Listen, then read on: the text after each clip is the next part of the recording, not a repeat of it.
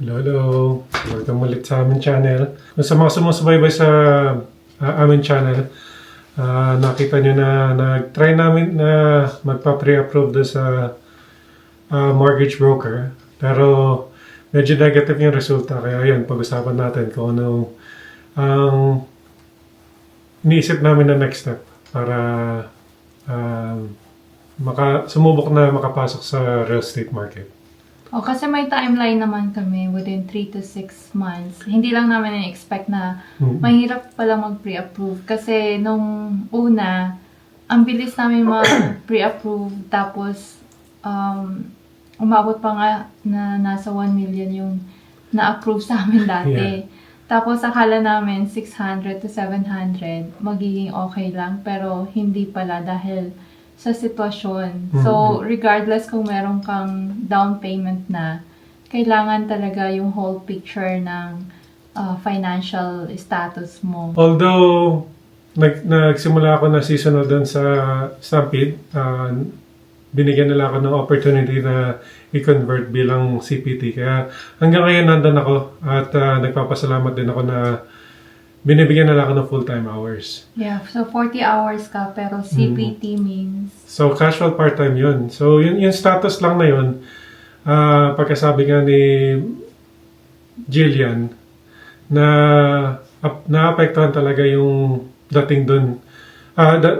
Yung status na yun pagka nag-try na mag-pre-approve sa mga lenders. So, hopefully by next year makakuha talaga ako ng full-time na trabaho para at least tumibay-tibay yung sa side ng pag magpresenta sa lenders na dalawa kaming full-time income at masusuportahan talaga yung pagbili ng pagkuha ng amount na gusto namin na mortgage. Gusto talaga namin makakuha ng bahay given sa sitwasyon ng market din. So, aside sa full-time ni Alex, kailangan din namin bayaran yung utang namin. Kasi yun yung nagpapahila sa debt ratio namin. Yes. So, meron kaming utang na LOC, line of credit. And yung reason kung bakit kami nagkaroon ng utang. Yung previous video, di ba? Nung bago ka may less, kinlear namin yung debt namin. Ayun.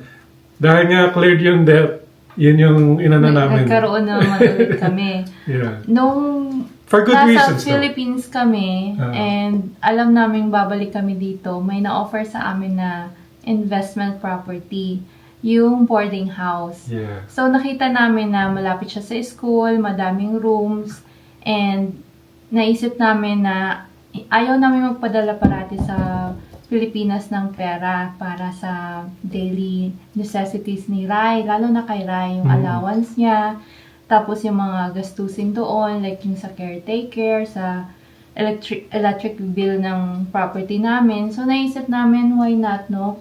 Yeah, kasi after assessing nga yung location ng boarding house at yung possibilities na at the same time, investment din, nag-push forward kami na nabilin yun. So, kinuha namin, ginamit namin LOC, pambili ng property na yon. Kaya yan hindi, yan yung isa sa mga bagay na pag-uusapan namin parate. Using credit, either in a good way or bad way. So, in our views, good in a sense naman tong pinuntahan na debt natin. Yes, kasi kinausap naman namin yung financial advisor namin. Kinompare namin kung kukuha kami sa investment or manghiram muna. Since yung investment is nagre-return. Din. Yeah, nag-grow siya, and maganda yung return niya compared sa umutang kami.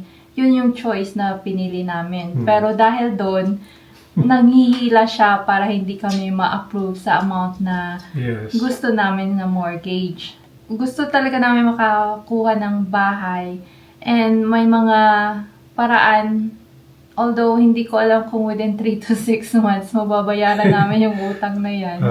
Ayaw din naman namin ibenta yung nasa Philippines ngayon dahil nga kahit papano yun yung pang gastos doon sa Pilipinas. Yung idea lang kasi na magpapadala parati sa Philippines for to support the expenses doon, 'di ba? Parang Yeah. hindi namin Hindi naman siya, kundi para sa amin lang to, na sa tingin namin, good move in a sense na habang nasusustentuhan yung mga gastusin na sa Pilipinas through boarding house, okay naman na while nagbi-build na equity yung boarding house din. totoo yun. Kaya yun yung kumbaga way namin para paikutin yung pera. Totoo. Pero yung itatakal namin ngayon is paano siya Paano muna? babayaran dito. Yes, aside dito naman. It's either magbenta ng mga hard assets or humukay sa long-term investment sana, pero kung kailangan, we will have to visit that. Yes, kasi talagang gusto namin makabili. Dahil yung market, ako talaga pala tingin ako sa realtor.ca since dumating ako dito and nakikita ko kung ano yung trend niya. Like, pababa talaga siya. And gusto namin talaga makapasok sa market Yeah, na downtrending. buyer's market. Yeah. Lalo na nandito na kami for good. First, seeing na gusto namin mag-resettle dito long term. Yes. Lalo na yung bahay na gusto rin namin, alam ko na napag-usapan din namin na by this time gusto sana namin mas maliit. Pero mga factors na pumasok, pasalamat na, meron na kaming ray-ray. Nandito yung bagong si Bri, yung Oo. aso namin. Pero pag-uusapan natin Yeah. yung comparison between townhouse saka single house Yes. and bakit, like ano yung mas pipiliin namin if ever man na may chance na ma-pre-approve for 600 to 700K. Yeah, again, realistic naman kami sa views sa dinadaanan namin at willing naman na i-consider talaga yung smaller amount in terms of pasensya na kayo, nag-ingay yung aso namin. Yes. Brie, no, it's Come here. not that. Come here. Papansin kasi gusto niyang kasama siya eh. So yan, isasali na lang namin Papoy siya. na lang namin dito kasi medyo nag-ingay. Nagpapapansin ng gusto.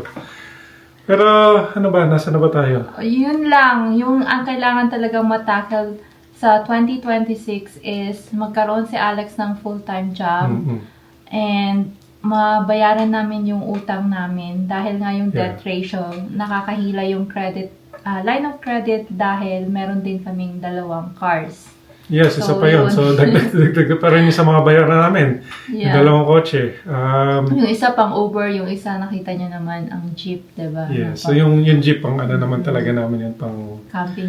Yung lifestyle ganyan, dito sa Oo. Calgary. Gustong-gusto naman talaga namin yung Jeep. Oo. So, yung credit line talaga, line of credit ang kailangan namin ma-tackle. Kaya, baka may gusto mag-donate, donate na kayo.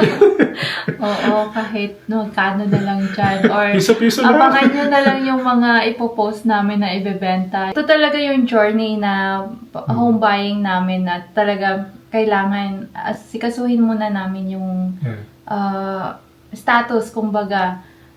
I'm sure yung iba nakaka-relate din dyan na hindi agad na-approve sa amount na gusto nila. So, yun yung pagdadaanan namin. So, but hopefully within 3 to 6 months, meron nang maisagot. Yes. And may magamit na, kung halimbawa si Alex. Pero I'm hoping na makahanap siya ng full-time. Kung hindi man, magamit pa rin yung income niya sa Calgary Stampede. Sabi naman nga, di ba, pwede magamit pero mas maganda kung yung status ng trabaho is full-time. Dahil kasi, yung option na binigay is gagamitin din yung makikikosign sa mama, tapos yun nga, gagamitin yung possibly gagamitin yung income ko o hindi. Kaya yung mga kilos kasi namin, gusto namin kasi clear yung path bago talaga mag-execute. Kaya para sa side namin, gusto sana namin na full-time ang trabaho ko, full-time siya. Tapos pag nag-apply, kaming dalawa, bilang kaming dalawa talaga yung mag-a-apply sa mortgage at mag-execute do sa final na mapipili namin na bahay. Yeah. So, yun na lang muna. Madami pa tayong pag-uusapan. RRSP, bakit Yes. kami magiging first-time home buyers. Oo. Yun nga, di ba? Di ba? Kasi Ang daming pag-uusapan. home buyer's plan, na- pwede nyo gamitin yan. Yes. Kumbaga, magiging pangalawang beses na namin gagamitin. Kaya, Mhm. goods na goods Stay yun. tuned kayo sa mga information na mabibigay namin. Baka makatulong din sa inyo. Sa mga hindi pa nagsusubscribe, baka pwede na kayo mag-subscribe at hopefully kahit pa paano nga, nagpapasalamat din kami sa mga long-term na nanonood na sa amin. But for now, makikigirit lang kami ng Happy New Year sa inyo at hopefully 2026 will be a much, much better Para year. sa ating lahat. Para sa Yes. atin lahat, yes. So I guess, until next time, bye! Bye!